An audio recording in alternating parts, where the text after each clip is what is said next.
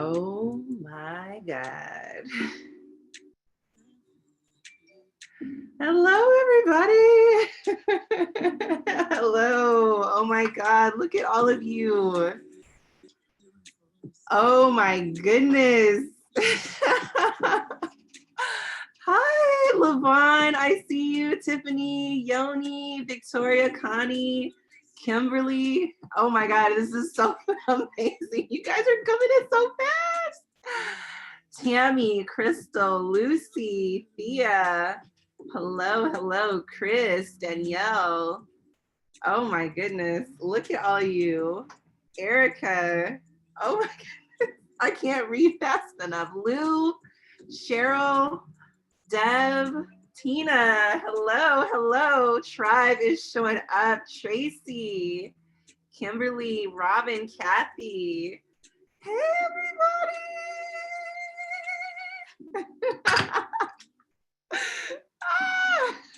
You guys are amazing. You are coming in so fast, I can't even read. Monty, Kenya, Dina, Karen, Kristen. Hello. Hello, everybody. Thank you for coming today. How is everyone doing? Oh, I'm so proud of me too. Thank you. Thank you. There are 21 pages. There are 21 pages of Zoom right now. Joy, Bianca, Karen, my tribe, Dee. Oh my God, Shonda. There's no way I can read all of these names. We are at 21 pages now. Let me go back to page 1. Hello, good evening. I hope everyone is on high like I am, especially after today's history. I am so like just the energy from today and our new president and vice president. I feel like I'm in the White House right now. Honestly, like you guys, I'm not gonna. Ooh, my cheeks are hurting already. My cheeks are hurting. 550 participants. Y'all are gonna make me cry. Oh my goodness. You guys showed up for me today. Oh my goodness. I look real presidential. Thank you. Oh, I see moms with their daughters, or oh my goodness. Hello from Maryland. Don't start crying. I won't. I can't make any promises. I cannot make any promises. I have spent all day, all week, all month waiting for this moment. So, hi from Hollywood, Florida. Okay. All right. I can spend all day saying hi. All right. Let's get to it. Hello to everyone. My name is Mimi Lynette of Turquoise and Salt Waistbeads, and I am so grateful to have you all, my tribe, show up today to learn the art of waistbeads. I want to start off by saying that I could not have asked for a better turnout than what I'm seeing right now. I we're almost at 600 participants. So I don't even know when to start because people are still joining in. Turquoise and Salt started 3 years ago when I had a moment. I was tied and with waist beads. And since then, my life has never been the same. It has changed tremendously. And through the art of Waistbeads, I have been on a healing journey of self. And my inspiration for wanting to share this gift with you is so that you too can resonate with its purpose and the intentions that Waistbeads are used and made for. So let's start off with a brief history. Waist beads originated in Africa. Now, Africa is a huge continent, right? There are lots of countries in Africa, and different cultures within Africa would wear them and make them and wear them for different reasons. Some of those reasons would range from upon a child being born, they would tie them on their thighs or their ankles to differentiate between when a child was a boy or a child was a girl. So that was initially a reason why they would tie them on. As that child grew older, they would use them in coming of age ceremonies when the young girl would go transition from young girlhood to womanhood. And they would then adorn her with different jewelry head to toe. And definitely there were some waist beads included in that mix. Traditionally, waist beads are not to be shown. And that is because it is believed that they could attract negative energy and negative spirits, and you don't want to expose them because you don't want anything attaching your onto you. Also, traditionally, they were not shown because by showing them, you would elicit unwanted attention. And as women, we all know that no matter what we're wearing, that should not determine how we're treated or what kind of attention we receive. And so, taking from the traditional culture and learning in depth why they were worn and what they were used for, I decided to make some for myself. That's it, just make some for myself. I never intended to turn this into a business. When I was tied, I really loved what they were doing for me. I found myself looking in the mirror a little bit longer, taking longer to get dressed, putting on extra lotion when I didn't need any because I just wanted to feel myself and feel my body because I was slowly but surely falling in love with myself just by having these beautiful adornments wrapped around my waist. And upon learning more about them, I learned that they were an excellent tool to use for mindfulness. And you might ask, well, what is mindfulness? We all have minds, right? But mindfulness is being more connected and more in tune and tapped in and present with one's inner self.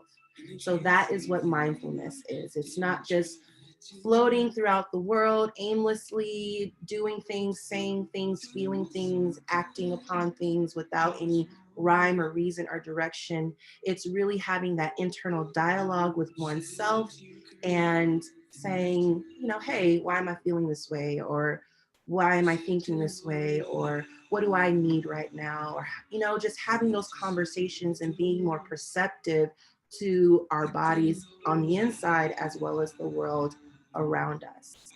So, am I the only person who cannot hear a thing? I'm sorry, I just saw that. Um, all right, I'm good. My crew says I'm good. So I guess the answer would be yes. You might want to check your sound. So yes, that is um, that is my mission for making waist beads. It is so that I can, share that tool with women who were feeling the same way I was feeling at the time. And at the time I was tied, I was really searching for something, and I didn't know what it was I was searching for.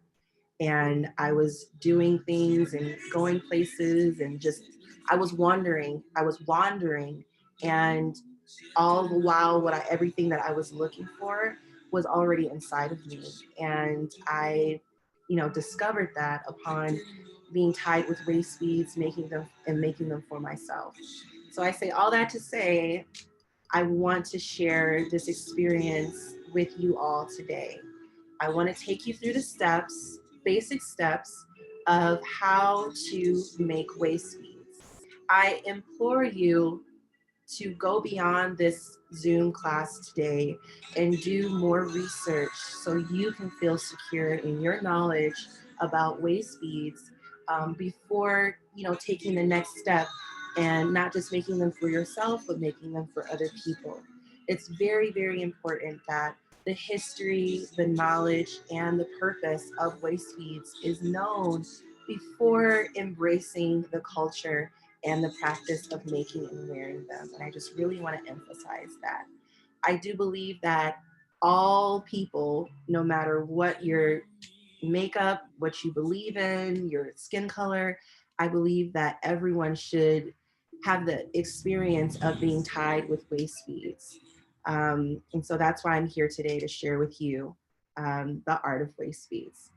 So let's get into it. I like to set the mood before I do anything. It is important for me to set the mood.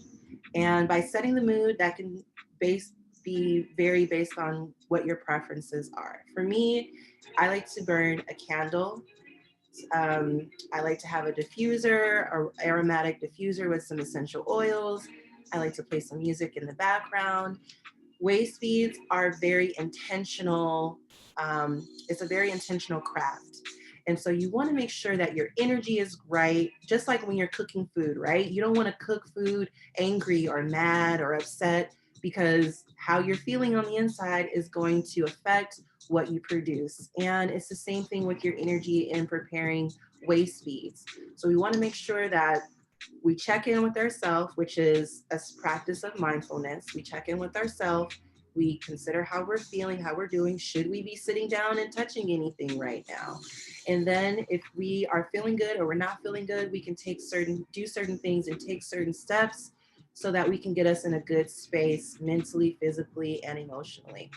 One of those things is lighting candles, playing music, talking to my sisters, my tribe, so many different things that can set the mood, right? Hey, Mimi, the music is causing sound issues for some people. Okay, it's off. Thank you. Thank you, baby. So I lied. Now it's off. All right. So music is off. So now, once you set the mood, you want to gather your tools. All right. So we have a bead spinner here. This is a manual bead spinner that was introduced to me by my sister, Nikki. She's watching right now. Before I was using a manual bead spinner, I was actually talking smack about it. I was using a electric bead spinner, which many of you may have seen before or maybe not. But this is an awesome battery operated bead spinner that I picked up from Michael's. I ordered it online from Michael's. And then after, running out of not having batteries and talking to my sister, she gifted me with this manual bead spinner, and I've been on it ever since. Now, some of you have never even seen or used a bead spinner. It's fine. You do not need a bead spinner to make waist beads. It's just more efficient for me to use it depending on the design. And I'll show you examples of different designs that would require a bead spinner, or that you can do. You can virtually do all waist beads by hand, but I'll show you how more efficient a bead spinner will be in certain instances. So you have your bead spinner. You can kind of see it here, but I have measuring tape. This is very important. And you want to have measuring tape just for obvious reasons, so you can measure your waist bead. All right, and I'll be showing you how to use your measuring tape when measuring the thread for your waist beads. All right, next, scissors. We're gonna need scissors to cut the thread. Okay. I like to use a big eye curved beading needle. This is also something that I ordered from Michael's. And I will take this out of the package. Now, to prep the needle, let's move that out the way so we don't burn ourselves. Okay. To prep the needle, take it out the package. And for all of you who are wondering, this is being recorded and will be available later. So if you're someone who would rather just watch and pay attention, or if you want to do it step by step, follow along, I do want to let you know that this will be available later for your viewing pleasure. So don't feel pressure to catch everything. If you need to walk away, step away. If you zone out, don't worry. It will be available in about 24 to 48 hours after the class. So to prep your curved beading needle, you want to take it out of the package and you want to apply some pressure to this needle. You don't want to bend it, but you just want to apply pressure and straighten it along the curve. So I'm just literally pinching and going straight. I'm not physically trying to forcefully augment the shape of this needle. I just wanted a little softer curve than the straightforward one that comes out the package, okay? And what we're doing is we're essentially lining, we're like trying to contour the needle to the same curve of the bowl, which makes it really, really easier to get the beads on the needle, okay? All right, so now that we've prepped our needle and we have our scissors, we need our beads. So I picked up some very, very, very beautiful beads from Michael's, and you can find an arrangement of beads if you go to your local Michael's store or if you check online. I love using check beads and Toho beads. These beads are of a size 6'0", as you can see here at the top, 6'0". And these are 8'0".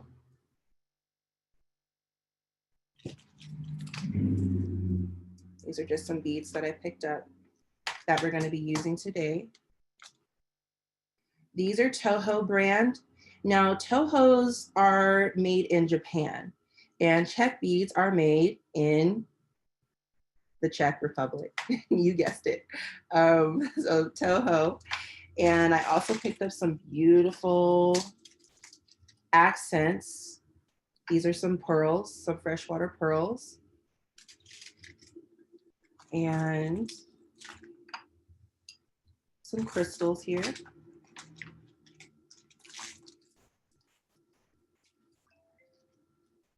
These are some citrine crystals. These are considered citrine nuggets. And these are some clear quartz points that have holes drilled through them. All right, so I have a couple other goodies that I'll leave over there. But all these supplies I was able to pick up at Michael's the other day. So I love the colors that we're working with today. I also have some beads of my own supply. You can see I have lots of beads that were beautifully arranged by my sister Brandon behind me. So yeah, let's get started, shall we? Let's see, what are we doing? Whoa. Oh my, you guys have lots of questions. All right, so if you have questions, I have a team already waiting and willing to answer any questions that you have. So if you ask a question and you don't hear me verbally acknowledge or answer it, via Zoom, just look, because I'm pretty sure your answer is going to be answered. Your question is going to be answered for you in the chat. So just keep an eye out for it. All right, so let's get beading. So I'm gonna pour some beads in there. And I recommend, if you're gonna use a bead spinner, I recommend having at least 2 ounces worth of beads. So if you're working with a solid color, you wanna keep consistent size and consistent color, you want at least 2, preferably 3 ounces of beads if you want to keep everything the same. Now, if you only got 1 or 2 tubes of different sizes and different colors, you might want to go ahead and mix them right now. So go ahead. I'm going to make a beautiful mix here. This mix was actually picked by my tribe, by you all. I went live on Facebook and took you to Michael's with me. And these are the colors that you all selected. So we're gonna make a beautiful mix here. Now I've added 8/0s, 6/0s, and I have some 11/0s here. Okay, so 6/0s are gonna be your largest beads. Your 8/0s are gonna be your medium size, and your 11/0s are gonna be the smallest size that we have here today.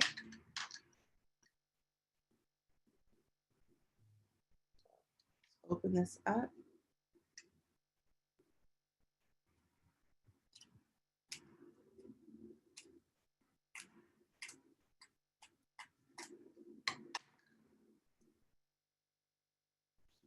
Can everyone see me? See the POV okay? Looks good. Good. Oops. All right, so we're just gonna throw that in the mix.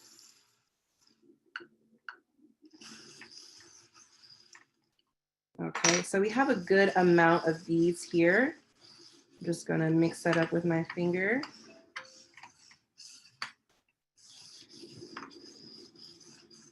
Okay. Now, I love using little side dishes to hold other things that I might be adding onto the strand. So what we're gonna do is we're gonna take these crystals, cut them off, and put them into the dish. Just so it's like a painter's palette, you know, you wanna have all your colors and everything in its place. So we have our citrine nuggets here. What are these colors saying to you right now? You're looking, what are these colors saying to you? Can you see? Because I'm gonna need you guys to help me name this strand. So I'm Mardi Gras, I knew Mardi Gras vibes, mermaid. Okay, I can totally see that. Desert Jewel, Beautiful Queen, Frosty Nights. Okay, Royalty, Lush Forest. Okay, those are some good ones. Glitter Peacock Grounding, Emerald City Royal, Royal Vibes Teal Dreams, Enchanted Forest. I like that. I like that. Okay, hold on. Don't throw the good ones out yet. Don't throw the good ones out yet. I got some more stuff to add. All right. So, you know, hold on. I got some other stuff to add. It might change your mind a little bit. All right. So we have our crystals.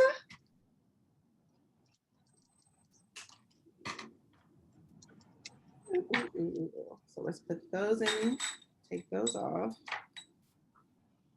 Oh, these are, it's gonna be a little bit more interesting to take off.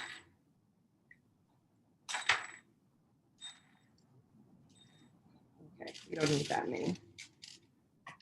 And let's get some pearls. How's everyone doing? My locals has not had bead spinners for some time. Have you, there might be a way you can order them online, possibly. I got mine off of, well, I got my original one from my sister. She gifted it to me. And then I ordered some more off of Amazon. I sent you all the link, I believe. If you are signed up to my subscriber list, I definitely emailed a link to purchase them online. All right, so we have our mise en place here, and mise en place is French for everything in its place, right? I also have some beautiful 8/0 gold beads that we can use for accents. These are 8/0s. Beautiful, beautiful. Yes, I have a dish for that too. Everything gets a dish. I do not pick out, it's almost like if you're baking and you have your main container for the flour, you're not gonna like put the spoon in the flour. You're gonna like get a measuring cup or a mixing bowl, and you're gonna get everything separate from the main container. So it's the same concept here. So we have some gold and we have some rose gold here. The name of the 8 gold beads, they're just 8 gold beads, love. Just 8 gold beads. And these are some 8 rose gold beads. Okay.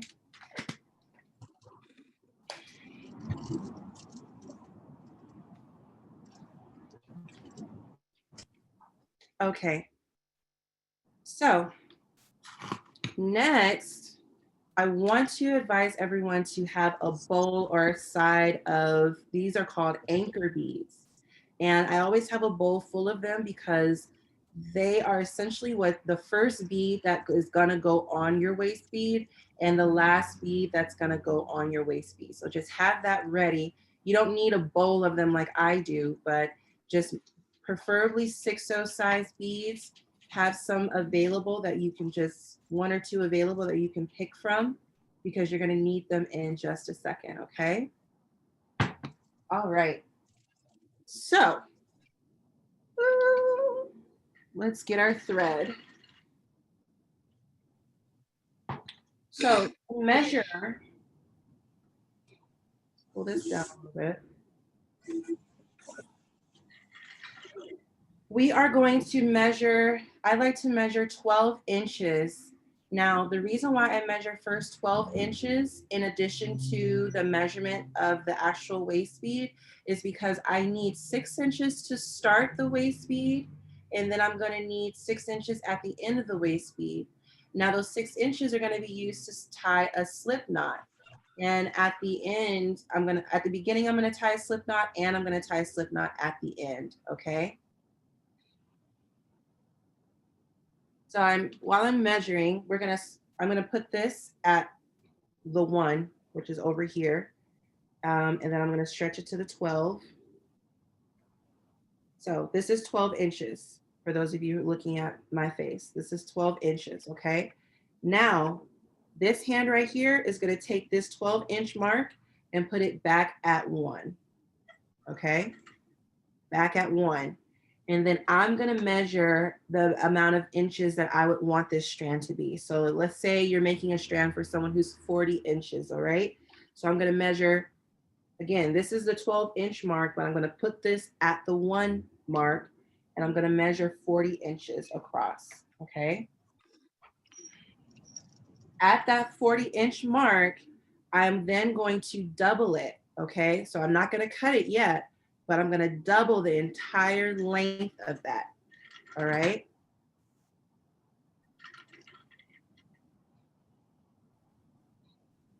Okay.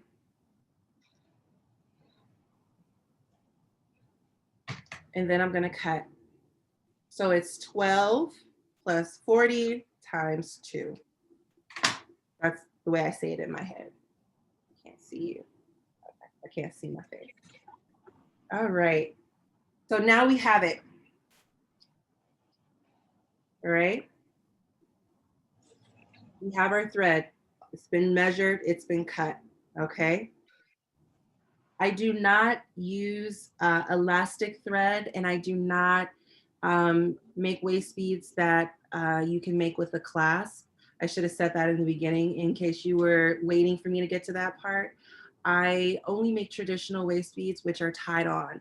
And the reason why I make tied on waist beads is because when you are tying something on, you are committing, you are binding yourself to the reason and the purpose you're tying that on.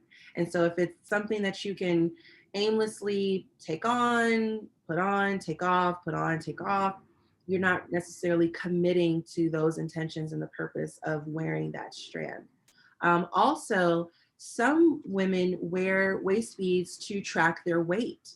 And when you tie on your waist bead, and if you're using it to track your weight, if you can simply take it off whenever you become uncomfortable, then you know that you're not, being committed to your journey. And if you take it off, it's not keeping track and doing its job. So the reason why it doesn't stretch and the reason why it doesn't come on is so that it can keep you committed to that journey of weight loss or weight gain. Not everyone's trying to gain weight.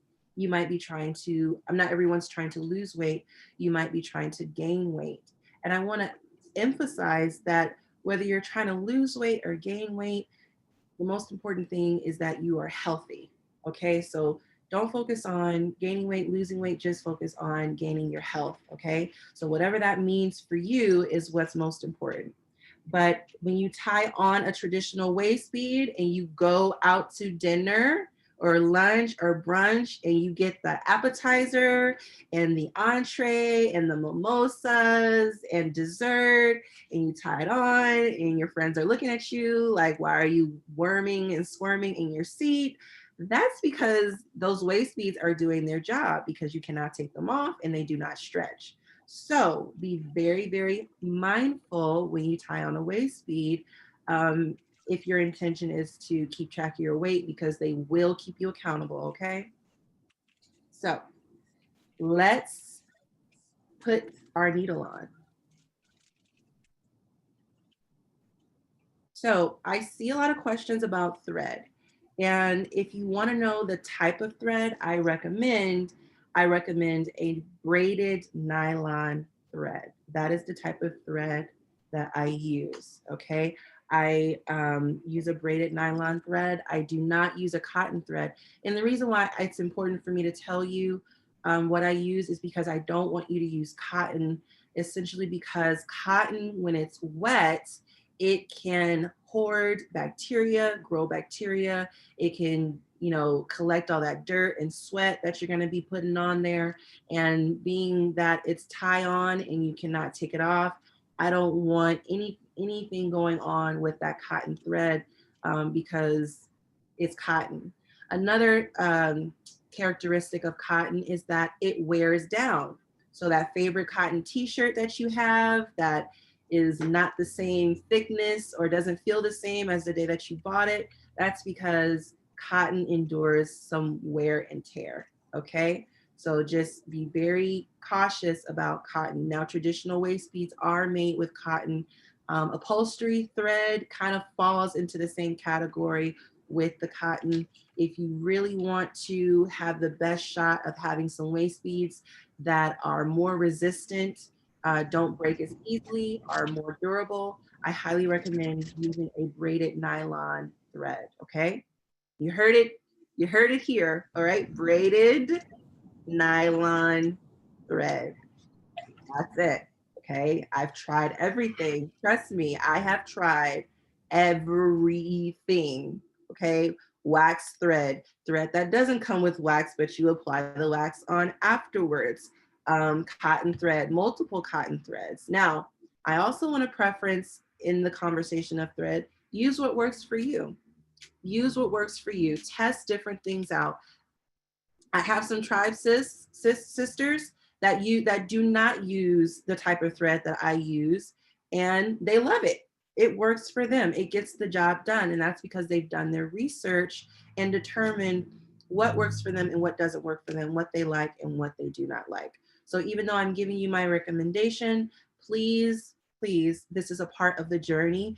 Do your research and find out what works for you. Okay. When I say do your research, it's as easy as buying a couple of different threads and tying it on some weight and seeing, can you lift this weight, or tying the thread in a circle and pulling at it. There's very simple things that you can do, or even making a waist bead for yourself and tying it on yourself and seeing how well it does. If you have a child or someone else that can come and tug and pull, you don't want to snatch them, you don't want to yank them, because anything can break if you're applying that kind of pressure. But you don't want to just simply be bending over or making normal daily movements and your thread breaks. So that's what I mean by doing some research, okay? Now, I put the needle on talking because this is second nature for me, but I did not. Let's go to the overhead camera and let me show you how I did that, because that's very important. I was on autopilot there for a second. So we want to get the ends of our thread. Oops. We want to get the ends of our thread and we want to line them up. All right. So lining them up. And this is a big eye curved needle. We want to put sorry. Okay.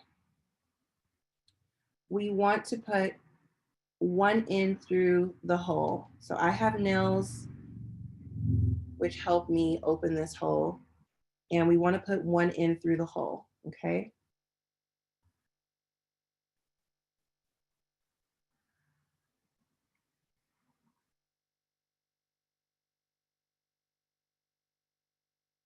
All right, pull that through. We want that needle in the middle.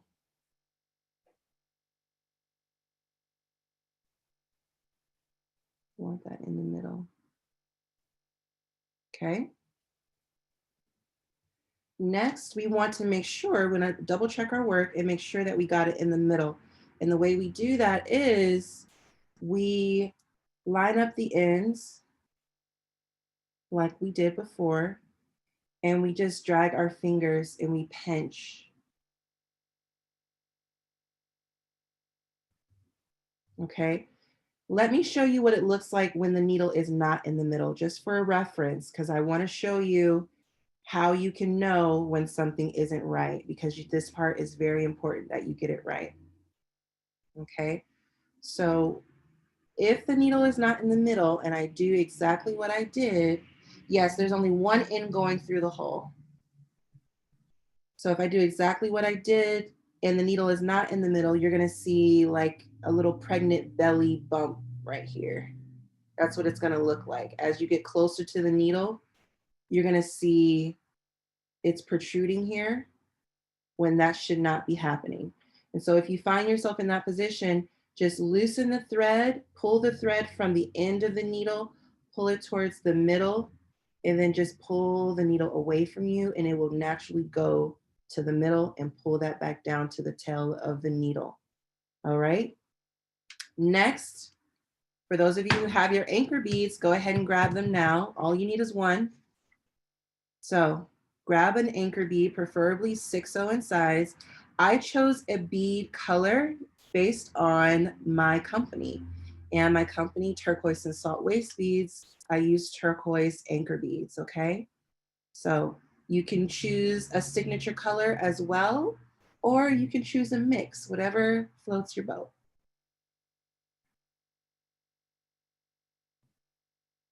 What needle do I use? Okay, so let's go back to that. So I use Beadalon curved big eye beading needle. That's what I use. All right.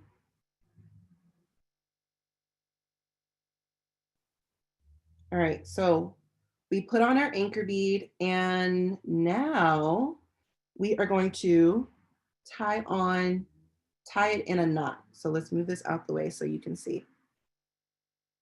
So we want to tie a knot with the bead in it. So I see more thread questions, ladies, and all I can tell you is that you have to do the research. You have to do the work. There is no shortcut or easy way with this journey. It is on a journey. This is a journey. This is work, okay? So you have to be willing to put in the energy, put in the time, and do the work and do the research and find out what works for you. That is the most important thing that you can do is put in the work, okay? So I tied a knot with the bead in the knot. I'll do that again. So tie the bead with the bead in the knot, okay?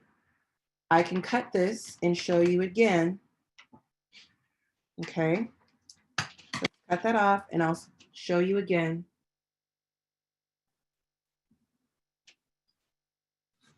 All right, so I put the anchor bead on through the hook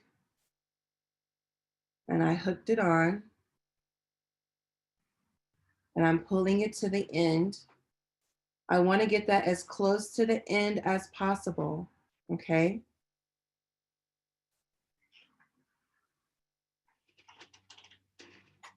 Okay, close to the end as possible. And then I'm going to tie a knot, just a basic knot with the bead in the knot. Okay. I'm going to do that again about 3 or 4 times.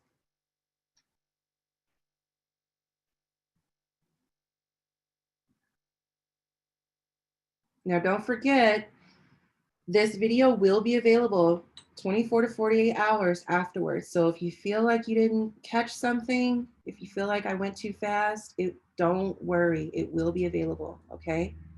So now we have our knot that we did 3 or 4 times, and we're gonna do the slip knot. Now, before I go into the slip knot, I need all of you to take a deep breath, okay? Just take a deep breath, all right? Especially if this is your first time ever attempting a slip knot, all right? If you've never done a slip knot before, please do not get frazzled or flustered with not being able to do it. It does take a bit of finesse. It's like trying to teach someone how to whistle. Like if I tried to teach you how to whistle right now, I could put my lips together like this, and I could simply tell you, okay, now blow. Some of you will get that whistling sound, and some of you will just be blowing out air. And that is because even though I can give you the instructions step by step and I can make sure everything is positioned right, it still takes a bit of practice and finesse and just right. Same thing with like trying to snap your fingers. I can't snap my fingers. I can look at someone snap their fingers all day, and for 31 years, I have not been able to snap my fingers. So that is what this is like. It is easy for some of us. It takes a lot of practice for others. So just take a deep breath. I will do this about 3 or 4 times, even though this video is being recorded. I want to give you enough times to see it live, okay? So I have here, I'm right-handed, all right? There are some lefties on here, so you would do this, you would hold it in reversed based on what I'm showing you, okay? So this is my left hand. I want to take my anchor bead and I want to pinch it between my index and my thumb, okay? So index and thumb.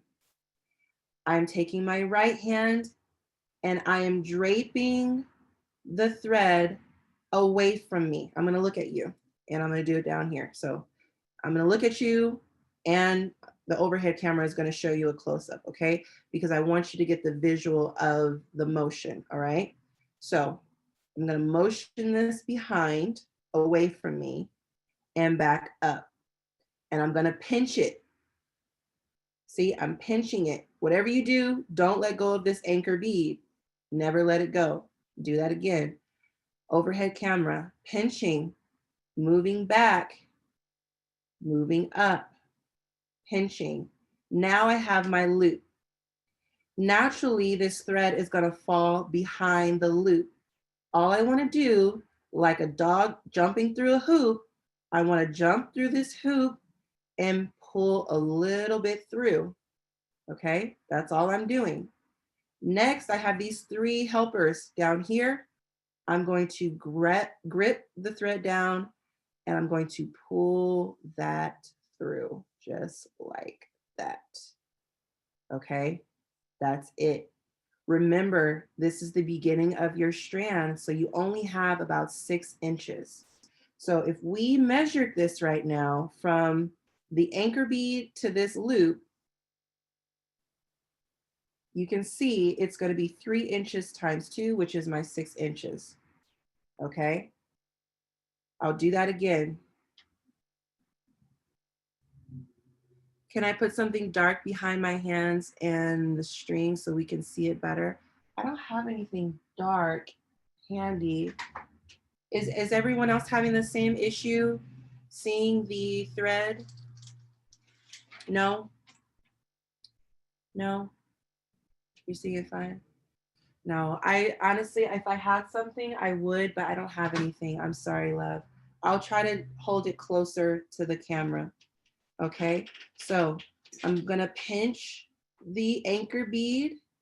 I'm going to, now you know I was very careful this whole week and not breaking my nails, y'all. Okay, Cause listen, I can't be on camera with, broken nubs, and my nail tech was not going to be able to see me today if anything had happened. All right. It's COVID, and they're closed, blink, blink, they're not open. So I had to make sure to be very careful with my nails, and I hope you appreciate my effort with these close-ups right now. All right, so I'm going to pinch the anchor bead. I don't play with my nails. If any of you have seen my Instagram or my website, my nails are like a character in the movies. All right, they are the assistant, supporting actress in all of my photography, right? So, anyway, moving on. So grabbing the anchor bead, we're going to move that back and up. Now I have like these little fat sausage fingers, so it might take 2 fingers or 3 fingers. I like to use 3 fingers when I'm putting them in the loop. And that kind of gives me a rough guide on the sizing with the loop. So you might need only 2 fingers, and that's fine. I like to use 4 fingers. So I'm going to grip that anchor bead and move that up and pinch it. And don't forget to take these fingers out the picture, okay? We need to take them out so you have room to bring this thread through, okay? Now, if all of you got this, if any of you got this on the first try, congratulations, you're a genius, because it took me a minute to get this. All right. So now we have our slip knot. All right. We do not want this is what we don't want. If your loop looks like this, you might want to try to do that again. All right. If your tail, I call this the tail. If your tail is super long, you might want to try that again. So the reason why we do the slip knot is so it doesn't leave any gaps in our waist bead when we are storing or shipping, hanging our waist bead. This gives us room to keep all the beads nice and tight together. Also, when you're tying on your waist bead or your customer is tying on the waist bead, they have this exposed thread to tie the waist bead on them. That's the purpose of the slip knot, to keep everything nice and neat and to work as handles, leverage to tie on the actual waist bead. That's why we do the slip knot, okay? Some of you use clips, and that's fine. If you use clips to hold space at the end of the waist bead, that's perfectly fine. I know a lot of you might use clips, but hopefully if you can master this, it will definitely help you, especially with hanging your waist beads, going to vendor events, traveling with your waist beads, shipping your waist beads to different customers. Using a slip knot is very, very helpful, all right? So now, once you get the slip knot, please do not fret if you are unable to get that going tonight, all right? This is a first time for a lot of you. All right, this is my manual bead spinner. I love using the manual one because it is quiet. I feel like I have more control and I feel like I'm more connected to my materials. It feels more natural and wholesome to me. I feel the transference of my energy is better with the wood bead spinner. And most importantly, it's quiet and doesn't require any batteries. Wood, yes, Yoni, thank you. Wood is very grounding, and I just like the way it feels when I have the wood bead spinner in my hand, okay? Now, how many of you have ever made soup, right? You made soup, and sometimes there might be a little fat, right? Floating at the top of the pot, okay? So we have a little fat floating at the top of the pot and we want to skim that fat. Close your eyes and visualize that, all right? That is what we're doing when we are holding this needle and placing it into the bead spinner, okay? We are skimming the fat off of the pot of soup. That's what I want you to visualize when you are putting the needle in the spinner. It doesn't matter if you're using a manual one or an electric one. That's what we're doing today. Visualize that. So when you hold the needle, don't forget that your bead spinner is mobile, okay? So you can put it to the right, you can put it to the left, you can put it forward, you can bring it back to you, you can put it wherever you want. Make sure you are placing it in a place that is comfortable for you, okay? We don't want anyone getting any carpal tunnel or any strained tendons or ligaments in their hands, our elbows. We want to make sure that our chair is at a comfortable height, our table, our workstation is at a comfortable height, and that we remember that this bead spinner is not glued to the table. So what I recommend is move the bead spinner out the way and just sit at your station, wherever you're beading, just sit there. And whether you're left-handed or right-handed, bring the bead spinner to where your hand naturally rests, because that's natural for you, okay? That's where you're gonna be most comfortable. Next, how you hold the needle is very important. Gripping this needle tighter is not going to make the beads get on easier. I promise you. You can grip this needle as tight as you want, and gripping it tighter is not going to all of a sudden draw them onto the needle. So be comfortable, you know, loosen up your fingers, okay? Loosen up your limbs, relax. If you're going to be doing this for hours, you don't want to be straining and trying to hold this needle. Grip it where the thread catches at the end, okay? You want the needle to face away from you, okay? We want it looking, curving away from you. Preferably, that this is how I like to hold my needle. You all might discover holding it differently works different for different people, but I'm showing you how I hold the needle, okay? So now imagine this is 12 o'clock and this is 9 o'clock. All right, we want to hold the needle, we want to position the needle somewhere between 11 and 10 o'clock, okay? So that is where we want to put the needle. Now, we don't want the needle too flush against the inside of this wall here, and we don't want the needle too far in the center, okay? So, putting it in, we want it equal distance between the two sides, the middle and the outside, between 9 and 12 o'clock, all right? Next, we're gonna spin counterclockwise, okay? Spin counterclockwise.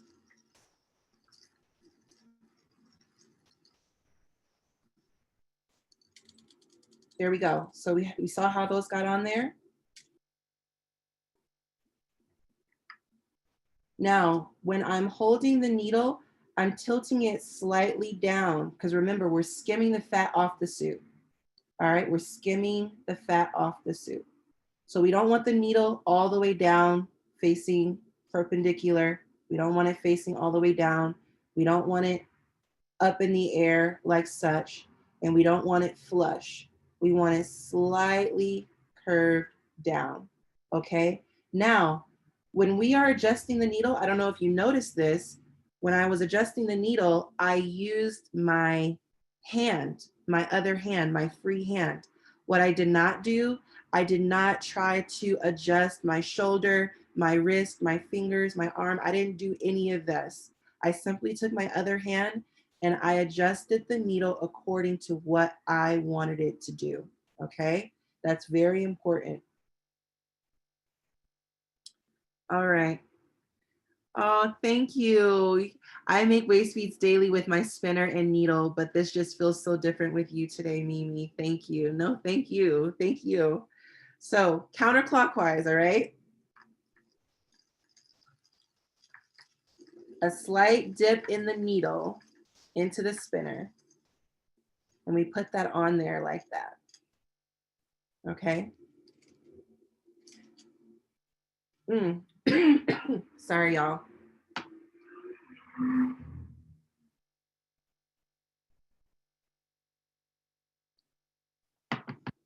Now I'm feeling a little gold could do us some good, right?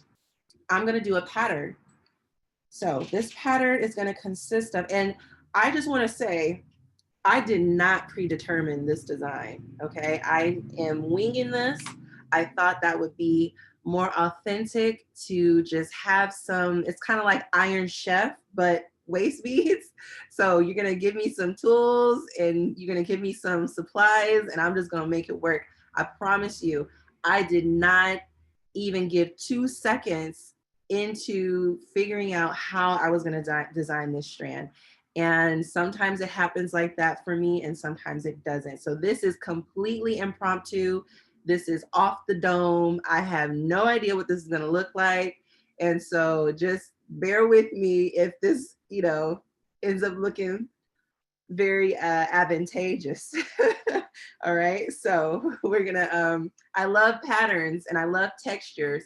I love to mix the sizes of beads. I love to mix the textures and finishes of beads. You might find some matte beads mixed with some opaque beads, some glossy beads, some silver line, transparent. There's so many different types of beads. I just love to mix everything up. Even if it's a pattern, that pattern has some different variety of beads in there. And that comes from my chef background. As a chef, we want to mix up our flavors. We want to combine sweet with spicy or savory. We want that crunchy, crispy with the soft. We want to mix hot and cold together. I do the same thing with my food as I do with my waist beads. I just love different sizes and textures and finishes in my beads. So that's what we're gonna do today. We have a mix here, but I'm gonna add some solid accent beads. And with that, I'm gonna add on gold. Now, I love numbers and I love the meaning of numbers. And my favorite number tends to be 8. So oftentimes, and I really love odd numbers. So the way I find balance in that is doing patterns. You'll see in a lot of my designs, I do patterns of 3 and 5. So even though my favorite number is 8 and I love odd numbers, I know that sounds like a contradiction, but I love 8 for a reason, but then I love odd numbers for a reason. So the way I get both is by incorporating a lot of patterns of 3 and 5 into my designs. So I'll go with the 3 gold beads here. Okay. And then I think I want to add some citrine nuggets. So we have some beautiful citrine nuggets from Michael's. And I picked these up on sale with, I think, like 3 other coupons. Definitely that 25% off that, one thing I love about Michael's, you don't even have to have the app downloaded and they will wait for you to download the app while you're in line, or they will sometimes have the coupon like there and the cashier is like, oh, got you. I love that, like coupons are everything. Or sometimes I'm not even planning on using a coupon. They're like, are you a member? Would you like to sign up? If you sign up today, you can get 25% off right now. I'm like, well, let me sign up. I'm pretty sure I have signed up and unsigned and re-signed up like 50 million times just to get that coupon. So we're gonna add a citrine nugget here. Different emails and every different names. Like, it's terrible, y'all. It's terrible. I shouldn't be telling y'all to do that, but. And the thing is, you don't even have to do that because they send plenty of coupons for you to use. All right, so we have our citrine bead there, and I give military discounts. Thank you for adding that for all of my fellow vets. Okay, so we have our citrine nugget. When did you start working at Michael's? I have not worked at Michael's before, but I am there. So I know all about that life. We're gonna string that on some more beads. Now, many of you might wonder how to measure, right? How do you measure the beads? How do you count the beads, right? I only count a bead when I'm taking the needle out of the spinner and I'm adding a specific amount of beads. If I am simply measuring to determine when to take the needle out the spinner and when to put it back in, I am using the length of the needle to determine how much beads I need to allow to go on to this strand. So a lot of my patterns are based on the needle. When I'm teaching waist beads or when I'm training tribe members to come help me make waist beads, I don't go based off the count. I go based off the length of the needle. So I might do a full needle length. And when I say full needle length, I'm not talking about the curve. I'm talking about the straightness. So I might give an instruction to do a full needle length of beads, take it out, do this pattern that we just did here, and then put another full needle length of beads, and that's going to be the pattern. So I never count unless what I did here, overhead camera, I simply counted the beads here, 1, 2, 3, did the stone, 1, 2, 3, and then I went back to using my traditional measurement of a needle length. Now, it could be one thing could be 12 beads in a row, and the next time I do the needle length, it could be 10 beads in a row. Frankly, who is counting like that? If you order or make a waist bead and you are very strict on, oh, this from here to here is 24 beads, and from here to here is 23 beads. I think you should probably discuss with the person making the strand how important, it is for you to get all your beads throughout the whole pattern, okay? But it's still going to be a beautiful waist bead, so don't even worry about all that, all right? So now that we did our pattern, we are going to, let's mix it up, right? I love to mix it up. We have rose gold here too. So I'm going to do 3, 1, 2, 3. How often do you guys do this Zoom?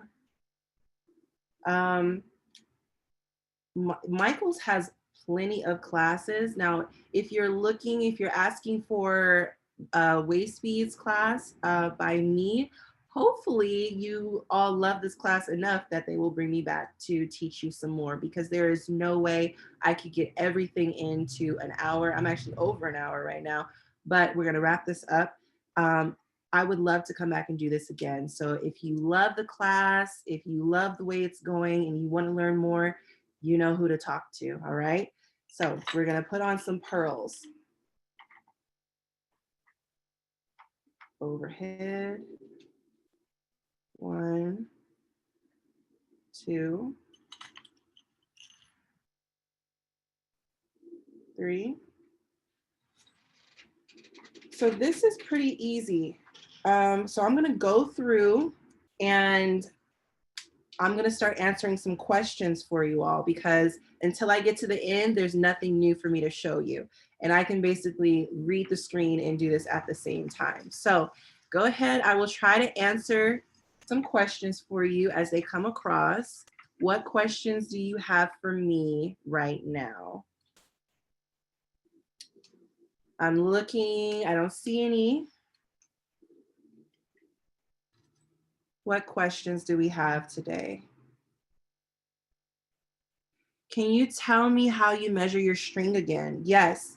So if I'm measuring my thread, automatically, if I'm making it for someone, it's going to be 12 inches plus their measurements. 12 inches is always off the top. So 12 inches plus their measurements. Now, if I'm doing inventory, like the strands that you see behind me, my standard my standard measurement for a waist bead is 50 inches. All right, sometimes 60 inches, but it's always 12 plus whatever it is that person is asking you for as far as their measurements, okay? And that's doubled. So you're gonna measure 12, and then you're gonna measure their measurements, and you're gonna double that, and that's gonna be your thread.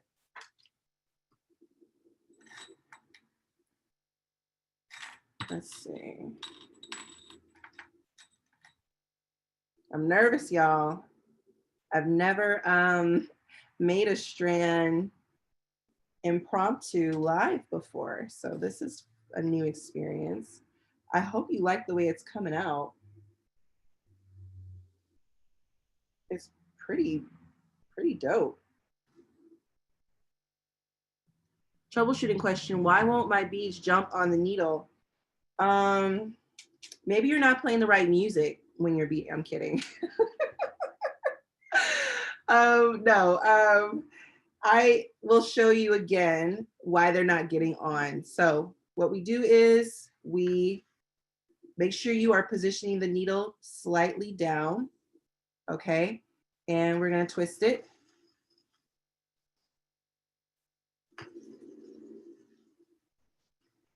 All right. I noticed you didn't cleanse them today. Why? Are you talking about the beads? I didn't cleanse the beads. Is that what you're asking?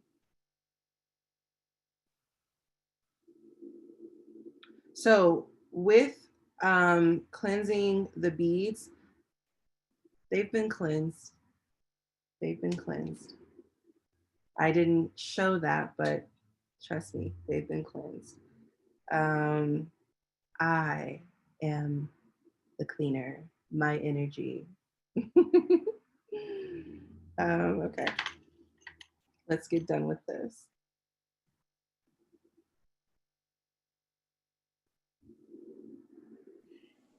Hey, Mimi, I have a really, really good question, sis, Okay. that came through. You ready to hear this one?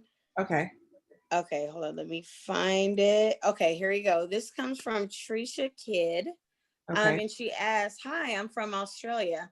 I'm late because of the time difference. That actually is a really big time difference. What is the history of waist beads? Is it all right for a white Australian woman to wear the waistband, or is that culturally incorrect? That's a very, very good question. So earlier in this week on my Instagram, I addressed cultural appropriation. And I used an analogy of tacos, right? So tacos we know are Mexican. And we know everything there is to know about taco. We know that it's made with a corn or flour tortilla. We know that different types of protein or vegetables can go into them. And we might have even walked into a taco cart or a taco truck of someone of non-Mexican nationality selling tacos or making tacos and all that great stuff. And so what I believe is important when it comes to participating in any type of cultural difference other than the one that you come from is reverence, is respect, is knowledge and understanding. So what I'm not going to do is I'm not going to take a taco and call it a Mexican sandwich because that's not what it is. It's a taco. And I know where tacos come from. I can talk about tacos all day and all night. I love tacos. I make tacos. I've sold tacos before. I am not Mexican, but I understand the history of tacos, and I can talk about tacos as I've been talking about tacos.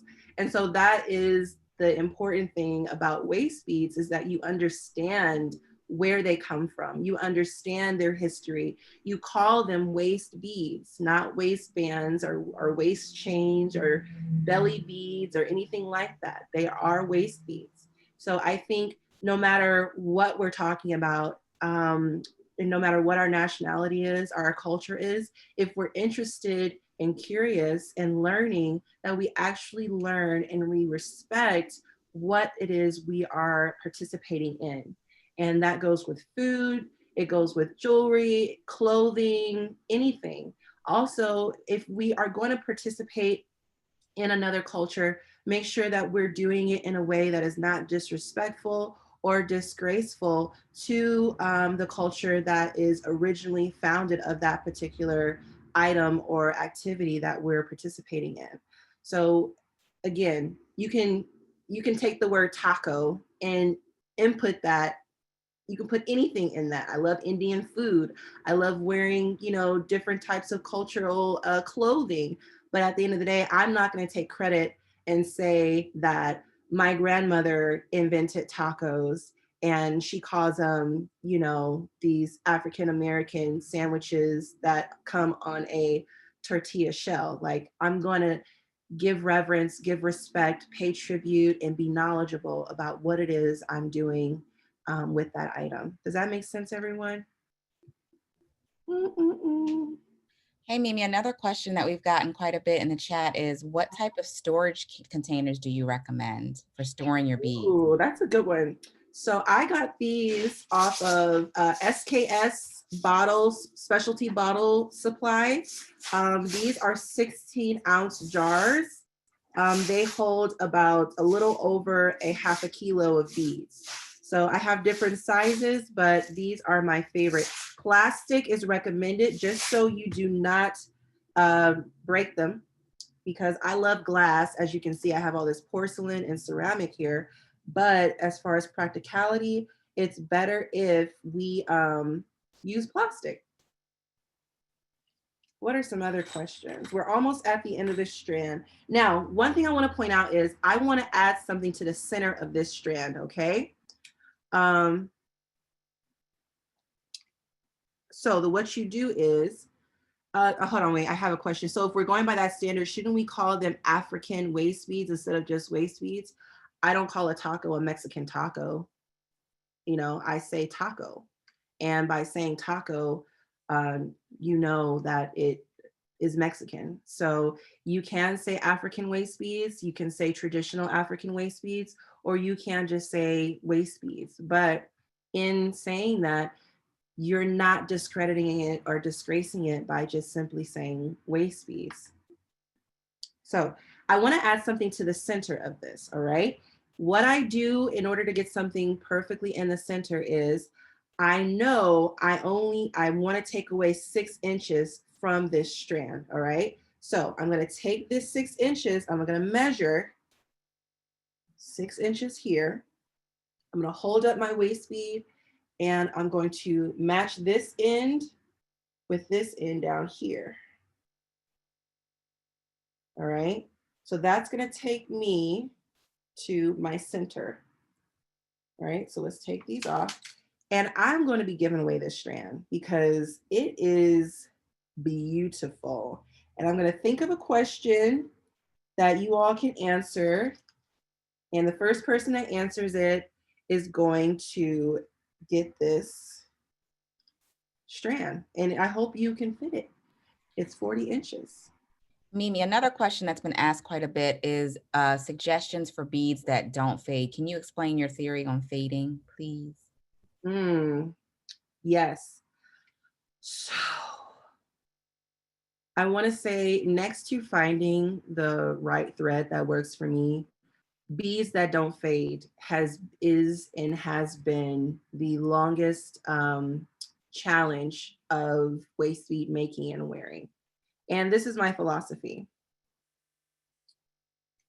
When you buy a t-shirt or a pair of jeans or a pair of shoes, right?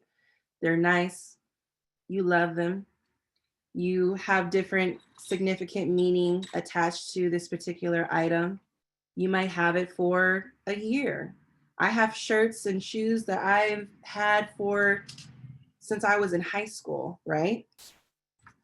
Even though that shirt is not the same shirt as the day that I bought it, and those shoes are not the same clean shoes as the day that I bought those shoes, it still does not change the way that I felt and feel about those shoes, right? And waist beads are the same. You are tying on a waist bead for a specific intention. It has a specific purpose. And that purpose and that intention does not change just because the color fades. With that being said, that does not mean that I do not take care in making sure that I am doing my best in due diligence in finding colors of beads that do not fade. There are some colors that are in such demand, and because of the way that they're produced across different countries like Japan and the Czech, there are some colors that's just their nature. They are going to fade. And the way you can tell whether or not they're going to fade is if the bead is painted, you can get the bead, you can nibble on it, You can scrap it on the ground, scratch it on the ground. You can do little things to test it. You can put it in water, Clorox or alcohol or something, and you can see what happens to it. You can make a strand and tie it on. Usually if you look on the inside of the hole, you can see that the bead is a different color. Now, what you want to focus on is glass. You want to make sure that the bead that you're using is a glass bead. And don't be afraid to ask the vendor that you're buying your beads from, will this fade? Because my vendor, my bead supplier will straight up tell me if I see a color or a bead that I want, they will tell me straight up, Mimi, you don't want that because this, and this is going to happen. And that's because we have a relationship and they know what I like and they know what I don't like. So just don't be afraid to ask questions. Don't be afraid to buy a small amount and test it.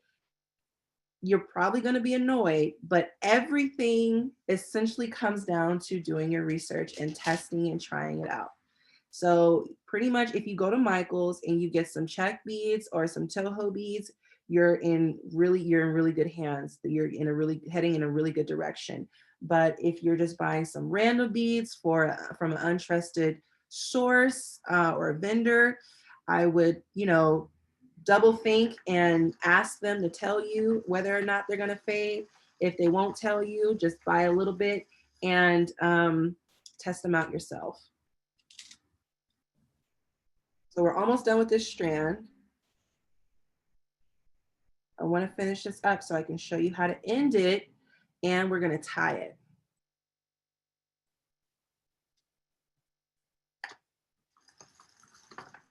Mimi, do you want to talk a little bit about how you price your beads?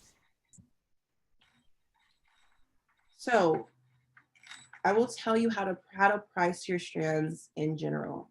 And for those of you who know my dear friend Karen Baxter, she is the queen of talking you into knowing your worth, okay?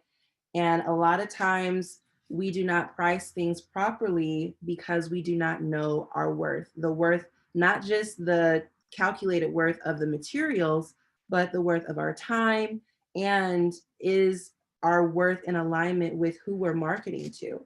So we want to make sure that, of course, we're covering the materials as far as cost. Of course, I consider how long it takes to make a strand. If it's a very intricate strand that is 100% made by hand, that strand is going to be a little bit higher than a strand where I'm just using the bead spinner. And so that's up to you to determine what is your demographic as far as who are you marketing to, who is your target customer, and whether or not you can get the materials that you need of quality at a price that gives you that at a cost that allows you to align your prices at a certain price point. And so what I'm saying is, if you're getting genuine pearls and genuine crystals and you're using gold, real gold beads, and like, you have to make sure that if you're using those items, that of course the price is the price reflects the cost. And also, if it takes you 45 minutes to an hour to make a strand, and that's the most efficient time lapse to make that strand, make sure you're paying yourself with that labor, and that gives you your price, your price. Not to mention where you are in the market. Who are you marketing to? What is your history? What is your rapport with your customers? If you start off low, it's really hard to go up, especially as you grow, because the customers that came in and supported you when you were offering $10 waist beads, $5 waist beads, when you start offering those $15 and $30 and $50 waist beads, they're going to look at you like, maybe you're not the waist bead brand for me. So just be careful, start off at a good point and grow from there.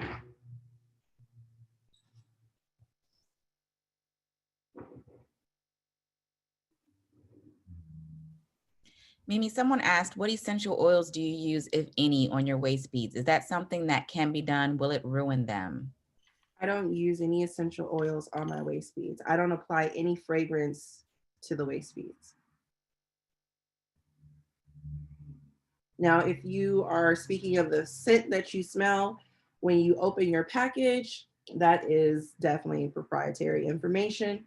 But I do not apply any fragrance or essential oil or anything to the actual waist bead itself.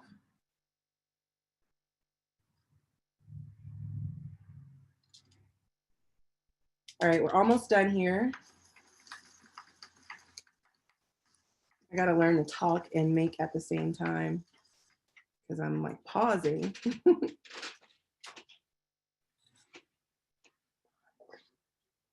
right.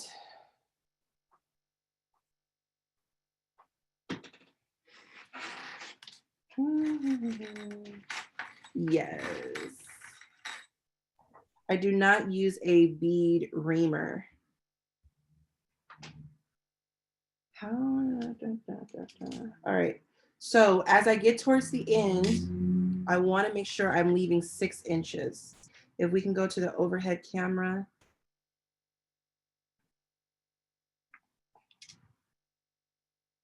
All right. So we want to make sure we leave 6 inches with no beads. So I'm going to put this here from 30 to 36. Okay, so we have just that amount left to cover with beads.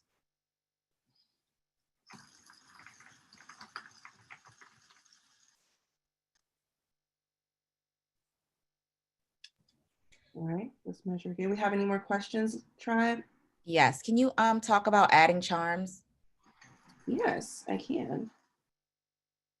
I need how to add charms, if you should add charms, what exactly? The question has been asked how to add charms. How to add charms. Okay. So I will add a charm to this waist bead after I finish tying it, okay? So we're at the end.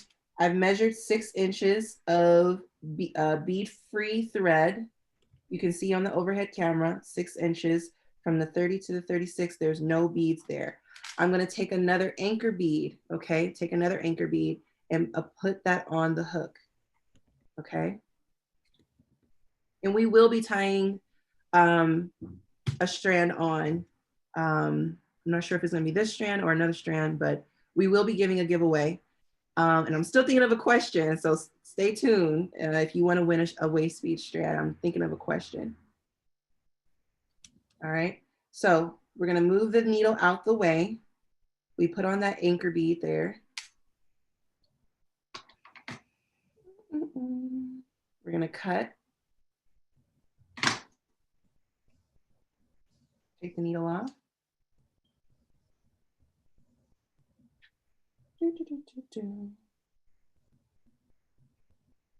Okay, so pull that anchor bead to the end. You're gonna start this strand exactly the way, you're gonna finish the strand exactly the way you started it, okay? So you're gonna pull this, slip this bead down here towards the end and tie it on.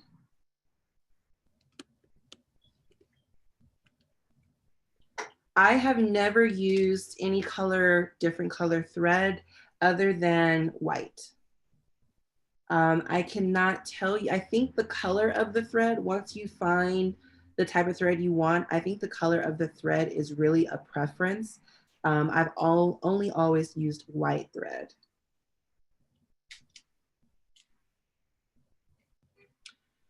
All right, so here we go.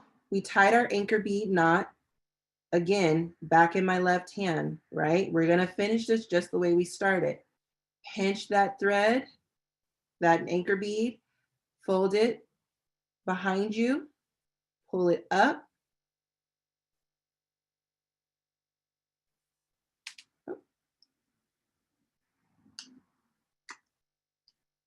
And we're going to pull it through. And like that, voila. I'll do it again, one more time.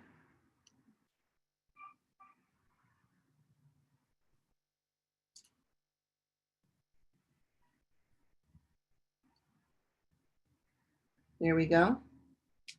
All right, we finished. This is the waist bead that I could say y'all created this because you picked out the design I mean, you picked out the beads that I added to this. We have some freshwater pearls, we have some citrine nuggets, and we have some clear crystal points. Okay, overhead camera.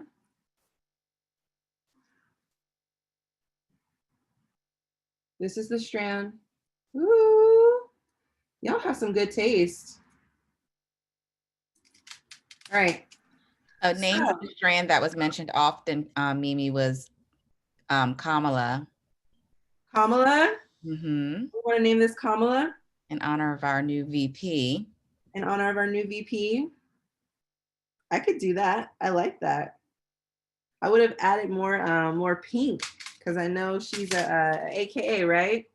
Yeah, but you got the pearls on there, so. I do, and I got the green. The pearls are right, but it's the pink and then the green. That is the Alpha Kappa Alpha that she is. All right, so I don't know, Tribe, help me. What's a good question for this giveaway? Help me out.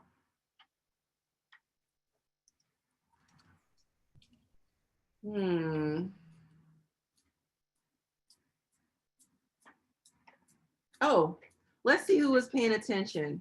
I'm going to ask a question based on information that I gave you all since this class.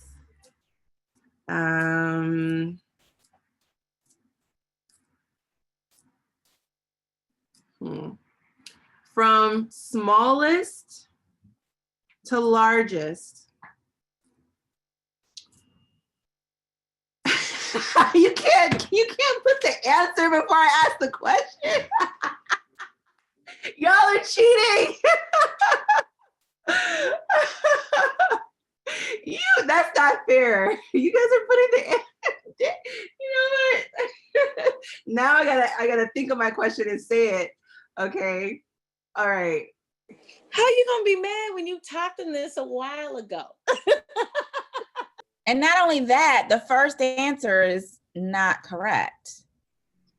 So I think that's fair. No, because then we had like 100 other responses. All right, go ahead. I'm gonna get a bead, okay?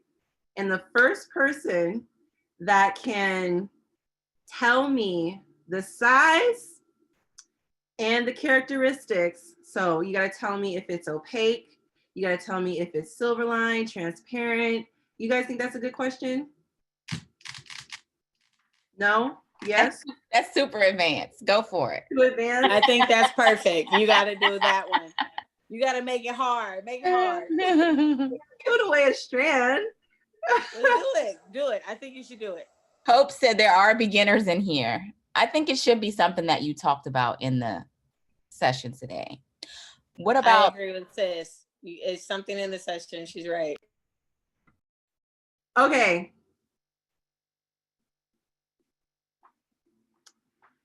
I have a question. This is the question. What is the color of my anchor bead and why? You gotta tell me why. Who said it first? You guys, I need your help. Who said it first? It looks like Sharon. Hold on. No. Jennifer. Well, no, she said blue. That's wrong. Tanisha Nielsen. Holy moly. It's so many. Yeah, it's Tanisha. The winner is Tanisha Nielsen. She said turquoise because of your brand. Okay. There's no one before that? Mm-mm. Everyone else just said turquoise. Yeah, it's true. Yep. I concur. All right, Tanisha, if you can type in, if you can privately message, can we privately message a particular person? Okay. We can do me. Okay, privately look on the co-host, look on participants and co-host, and privately message Brandon Ashley. She's gonna ask you for your email and your address, and we're gonna send you your strand. Also, let us know if 40 inches will fit you. If not, I'll make you another strand just like this one, according to your length. Okay. One final question, Mimi. Okay. How much would you price that strand that you just made today? Ooh, we. Oh, can I try? I low-key want to try this one. I think I got it. If you want or not, it's up to you. Yes, I don't mind, but it's not fair because you You're right. Okay, I'm not gonna do it. You work for me. Okay, so this strand I would price. I use the bead spinner 90% of to make this strand. So 90% of this strand was made with the bead spinner. So that already takes it down to a particular price bracket. Now, 100% made by bead spinner mixes usually range from $20 to $25 for me, turquoise and salt waist beads. That's just because they're the easiest, the simplest, the fastest to make. They don't require a lot of time, and it didn't take a lot of design in order to create the strand. So that being said, I would probably, and then you have these genuine crystals, citrine crystals from Michaels. You have these genuine freshwater pearls from Michaels. And then you have these beautiful crystal clear quartz from Michaels. Now, when I add crystals to any strand, that automatically jumps it up to, I want to say $45 to $60.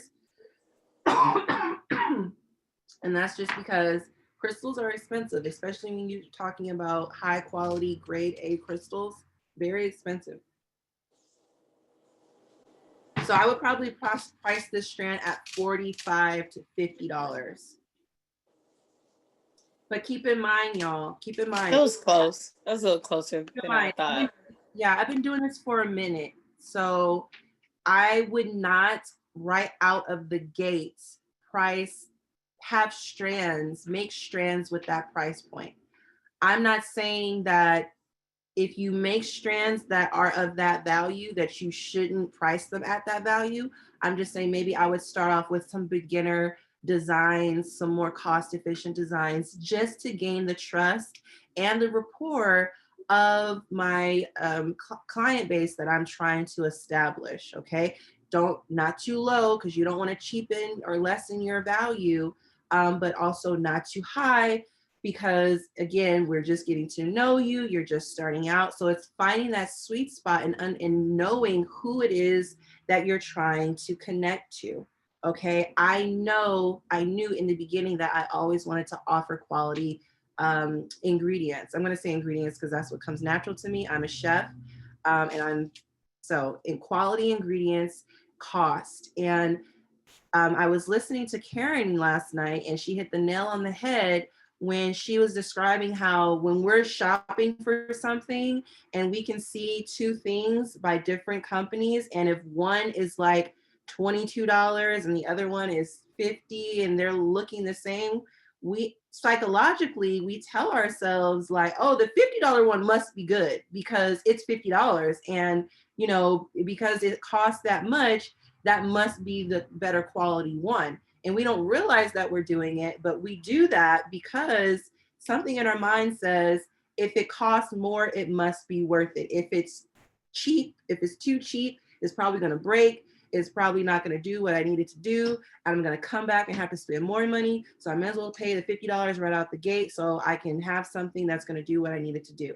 Now, when we're talking about something that is not necessarily going to perform something for us like an iron or a microwave or a computer, something that is of adornment like clothing, fashion, waist beads, you have to understand that if you are connecting with your client base, if you're connecting with your customers, if you're speaking their language, if you are presenting your product in a way that explains why you're charging what you're charging, then you don't have to worry about your price points being too high. Just make sure that along with your high price points that you're delivering that good customer service, that you're speaking their language, that you're presenting the product in a very appealing way, and you are hitting all the nails on the head when it comes to that buying experience along with that price point. Does that make sense, everyone?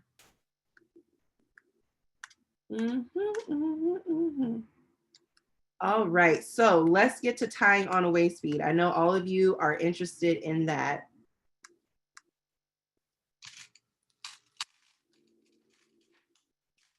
I'm gonna grab one from the bag.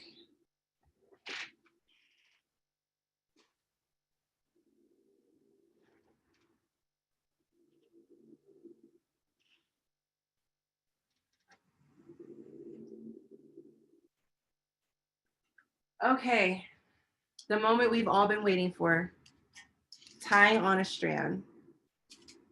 All right. So now, when you are tying on a waist bead, do not worry if it is too long.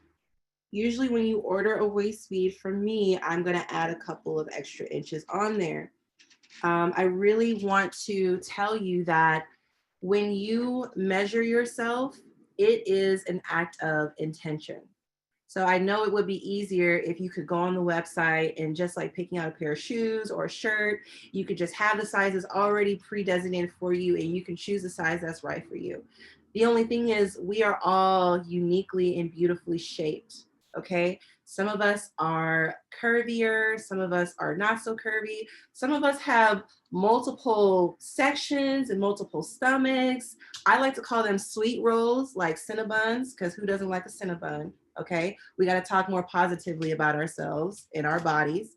So that being said, we have to make sure that we are taking the act of intentionally measuring ourselves and submitting those measurements so the waist bead could be properly made according to your beautiful body. Okay, so we're going to take this strand, and this is too big for me, but I'm going to show you how to make it work. All right, so let me stand back up, pull this down a little bit.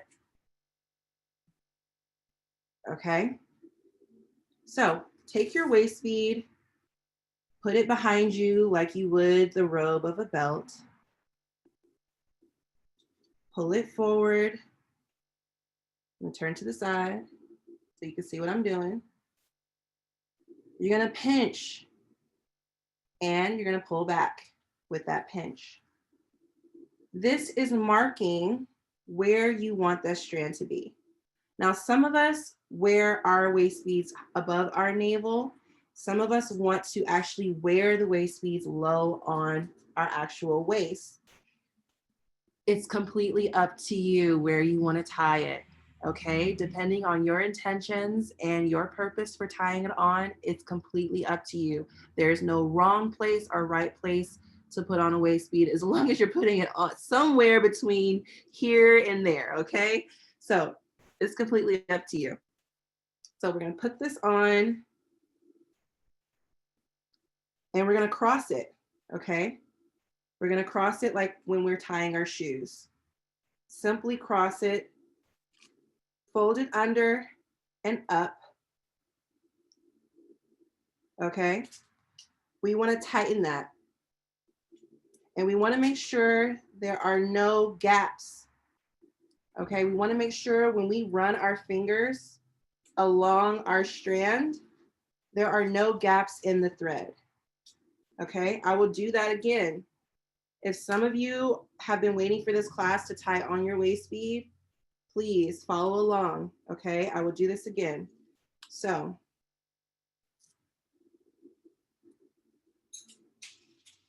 let me tie the slip knot back.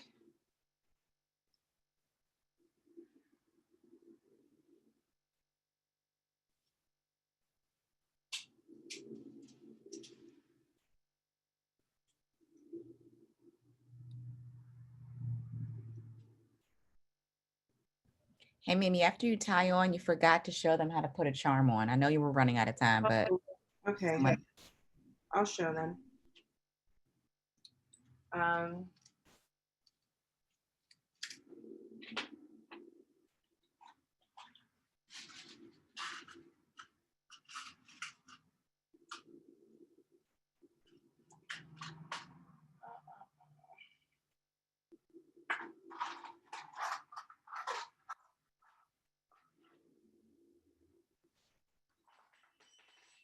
Okay, real quick,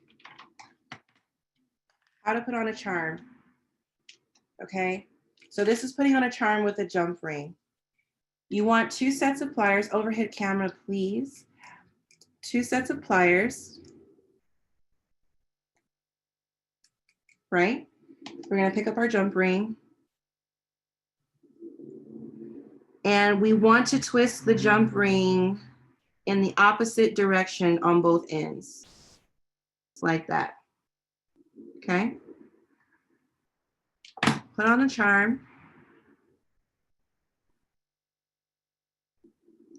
Grab our strand, and we're not gonna keep it on this strand. This is just an example. Hook the strand on through the jump ring and fold it back the opposite way. It's important that you use 2 sets of jewelry pliers, because this is what you don't want to do. You don't want to bend it open, okay? That's not what we're doing, because when you try to close it, it's gonna go back, and it's not gonna go back that nice circle shape. And it's gonna take too much energy to get it to that perfect shape. So that's why we're just opening it and closing it. Has everyone got that? Okay, so let's tie this strand on. So we're gonna pull it back behind you like this. We're gonna bring the 2 ends together and we're gonna pinch, okay? When we pinch, we want to slide the beads back, making sure there are no gaps in the side, okay?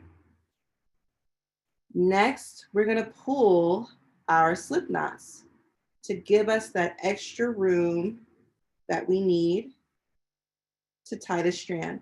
This first step is like tying your shoes, okay? Cross it over, pull it under,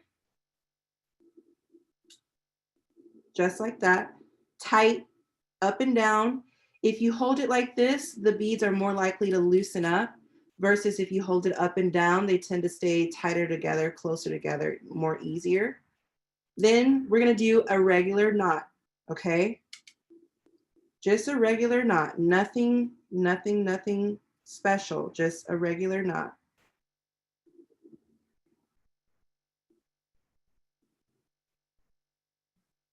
Okay, and then we're gonna pull that really tight. Make sure there are no gaps in your waist bead. If you notice any gaps, do your best to try to pull that tighter, okay? Pull that tighter.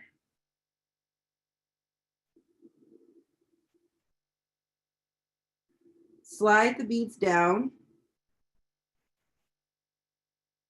and cut the ends.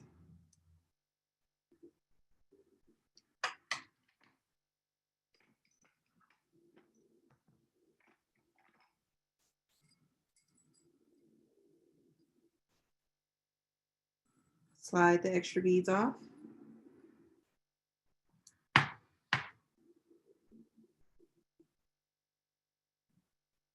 Now, I saw Nikki say not to hold your stomach in. I'm definitely not holding my stomach in. You can see that right now. This is my natural stomach.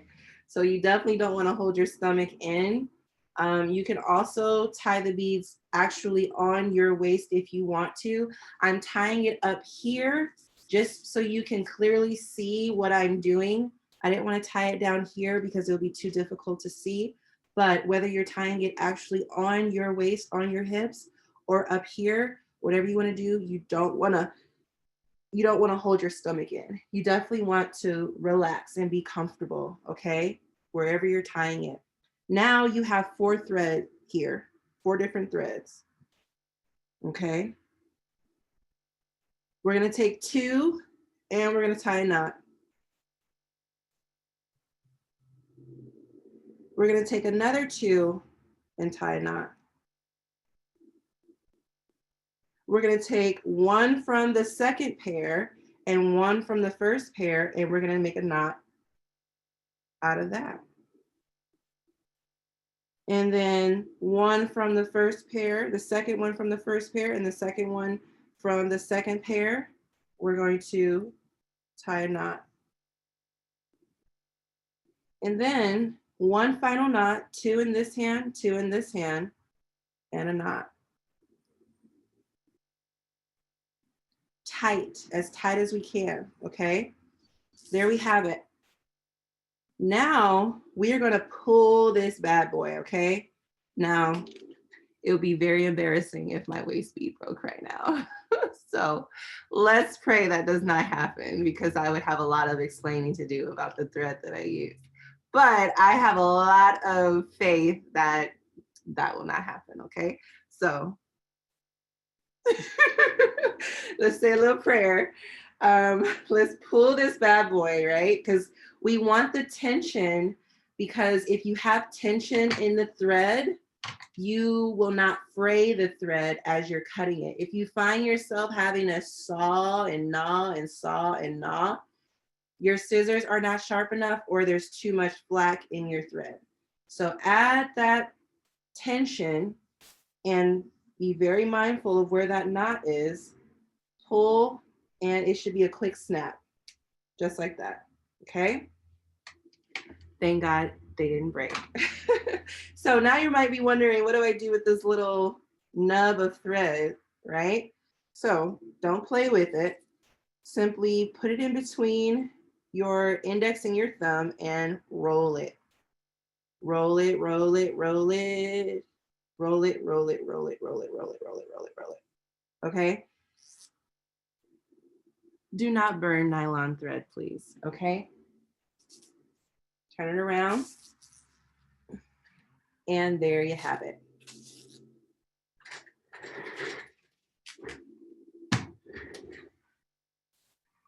So let's see, are there any last questions before we close out tonight?